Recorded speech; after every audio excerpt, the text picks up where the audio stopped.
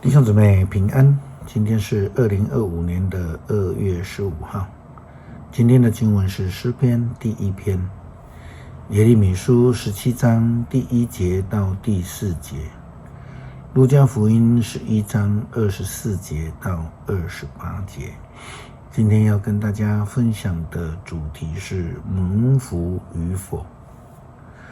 明天主日信息牧师将会谈到没有药医这样的主题，这是根据耶利米书17章第5节到第10节的经文接续今天的经文谈到的。因为呢，以色列人民他们选择了离开上帝的道路，选择了敬拜当地的偶像亚舍拉女神，他们得罪了上帝。因此圣经就提到了人的心比什么都还要诡诈，是达到无药可医啊。什么人能够视透人心？他说，主是我的上帝，是透人的心，查验人的心思，要照的每个人所做来报应他们。今天的经文已经将以色列人民的问题提点出来了。耶利米书17章第1节到第4节这样说道：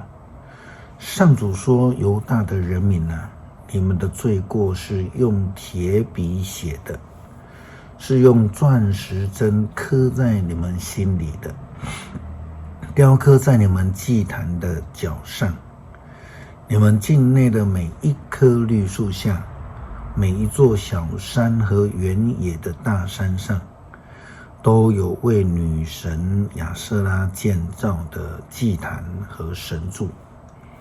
你们竟膜拜这些祭坛和神柱，因为你们在全国各地犯罪，我要使你们的敌人掠夺你们的财宝。你们必须放弃我赐给你们的土地，我要把你们流放到陌生的地方，做敌人的奴隶。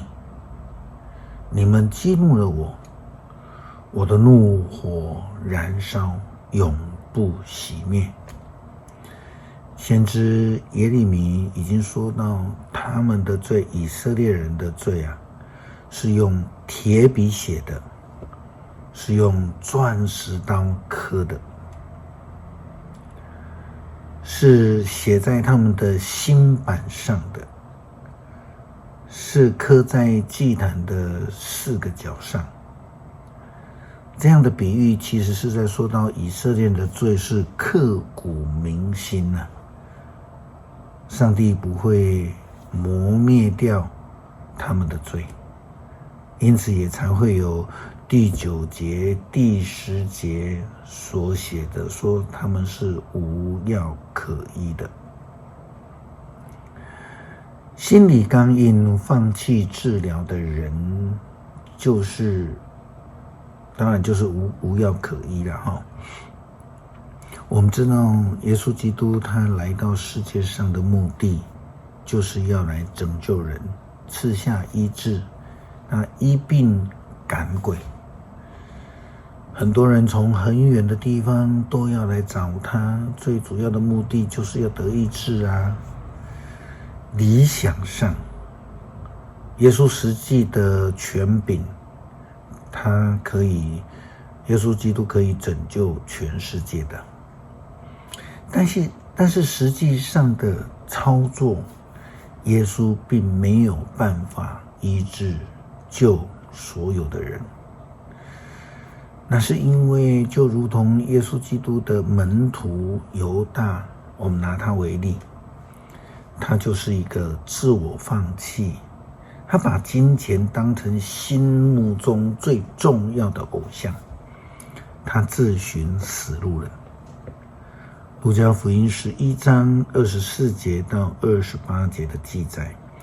提到了另外一个故事，耶稣基督为一个鬼附身的人赶鬼成功，但这个人却让他自己的心里面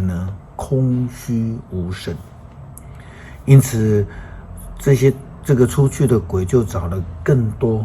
更凶的厉鬼回来到那个被鬼附身的人的身上，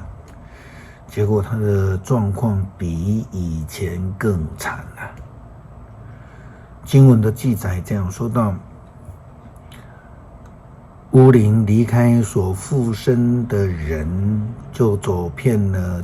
全区干旱的区域，寻找栖息的地方都找不到，就说我要回去原来的屋子那里。于是他就回去，发现那屋子打扫又干净又整齐，他就又出去了，带了7个比自己更邪恶的灵来跟他住在一起。这样那个人后来的境况比从前更糟了。耶稣正说这话的时候，有一个女人从人群当中大声地对他说，那怀你胎和哺育你的真有福啊。耶稣回答说，那听见上帝的话而遵守的人才真有福呢。耶稣基督说，要听见上帝的话语遵守的人才是真正有福的人。那个被鬼附身被医治成功的，不应该把自己就完全放空了，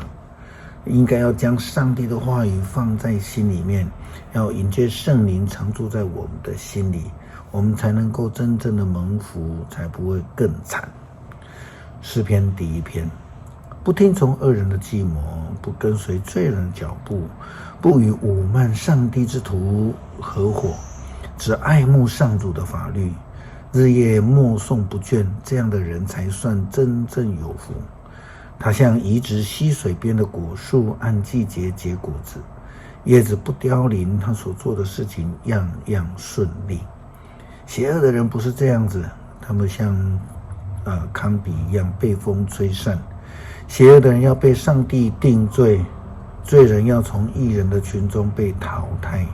上帝光还义人所走的路，邪恶的人却走向灭亡。